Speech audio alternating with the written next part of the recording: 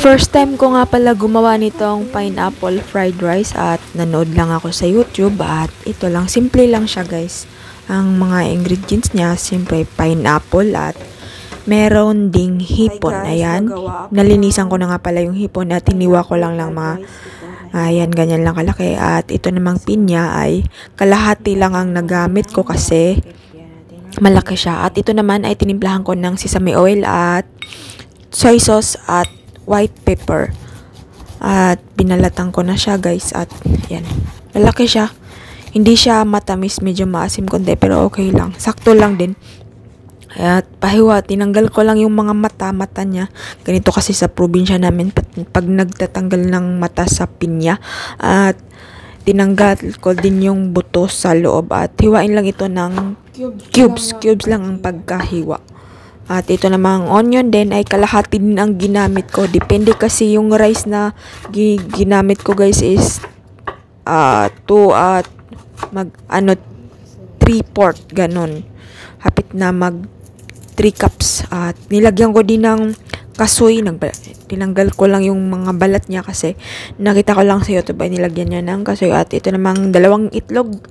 At nilagyan ko lang din ng soy sauce. At ito na yung mga ingredients ko. Ready ko na siya lutuin.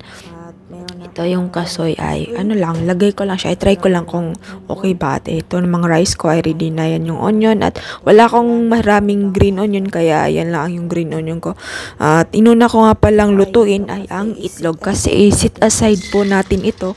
At sunod naman nating lutuin pang medyo golden brown lang ang pagkaluto para may bango ba, may amoy. At ito namang hipon ang sinunod ko na pagluto para iset aside din natin. Ayan. Kasi sinama ko yung may kulay orange na kaya may kulay-kulay. Maganda rin yung kasama yung ulo ng ng hipon. At yan, nilagay ko na yung onion. Sunod naman yung may bawang ako na kaunti. Lagyan ko ng kaunting garlic. Simple lang ito guys.